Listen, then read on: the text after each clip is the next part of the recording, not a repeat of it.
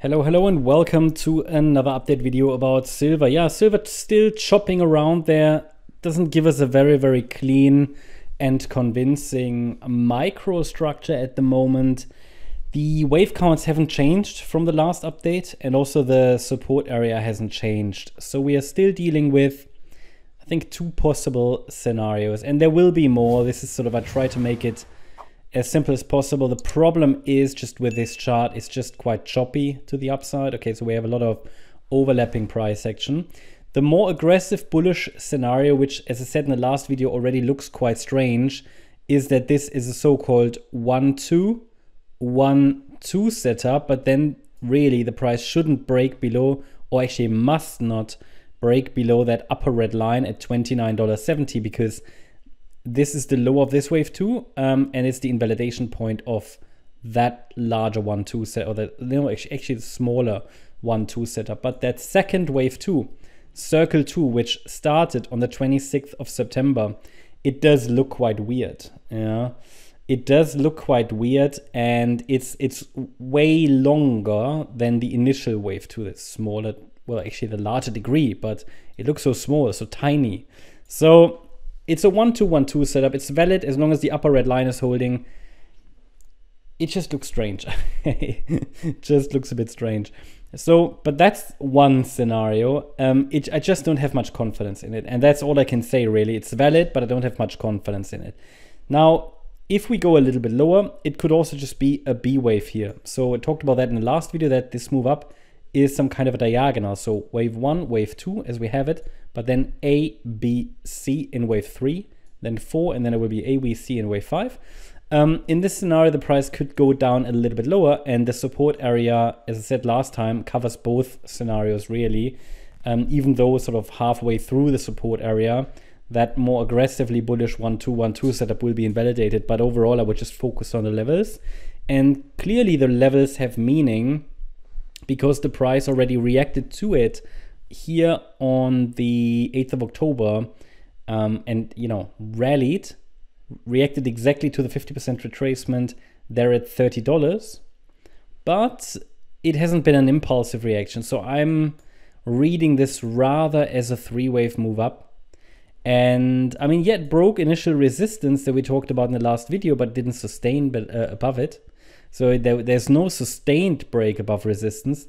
It broke on Friday and now it's breaking down again. It's not a sustained break. So we haven't got 5 waves up, and it's not a sustained break. This could technically still be a 4th wave in the yellow scenario. I could even label it, let's say if it's the B wave pullback, I could easily label this move down as a, let me just see, yeah, as a WXY structure, where the the X wave overshoots. So it's actually a flat structure with an overshooting X wave.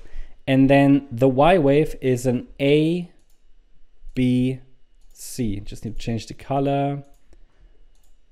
So it's pretty, again, a pretty complex correction. It's not that we haven't seen that, you know, we have seen that plenty of times this year, especially on the silver chart. These very complex corrections, we've had them now a few times in the recent months, so it's not anything unusual. And for a wave 4, it broke resistance. So what I will do, I will just give you, so what would be the levels for that B wave actually, right? So as I highlighted last time, we need a 5-wave move up above resistance. This is only 3 waves, and it didn't even sustain above. But if it's a B wave, then all I want to highlight here is what is the next key level to watch. And we've got, I mean, it reacted to the 50%. I mean, this would be the more extended resistance area, Fibonacci resistance for a B wave, right? And for the wave 4, it's already quite large, you know, but it can easily be a wave 4. Still, it's not invalid, right? It's not invalid. Important is that we don't get a sustained break above that 50% retracement, which we didn't. So doesn't, bottom line is, I can't confirm a low at this stage, right? Just can't, not with that structure. Pretty messy structure, and it looks at the moment a little bit more as if we get another low. What I cannot rule out is that, for example, if really white wave B is unfolding, that it's forming a bit of a larger wave B. For example, it could be A, B, C, but you can't predict that. I mean, that's just like an extended correction. what I would say, it's getting interesting if we form another low, because that could be like the last low. Whether that's yellow wave 2 or white wave B is not so important.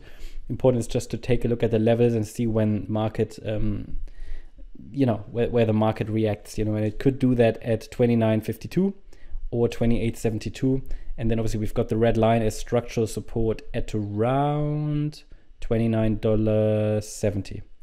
So yeah, that's the update about silver. Hope you liked the update. If you did, please hit the like button, leave a comment and subscribe. And if you're interested in daily updates about the S&P 500, as well as regular updates about stocks, feel free to check out our stocks and S&P 500 service. You'll find the link in the description. Thanks a lot for watching. Bye-bye.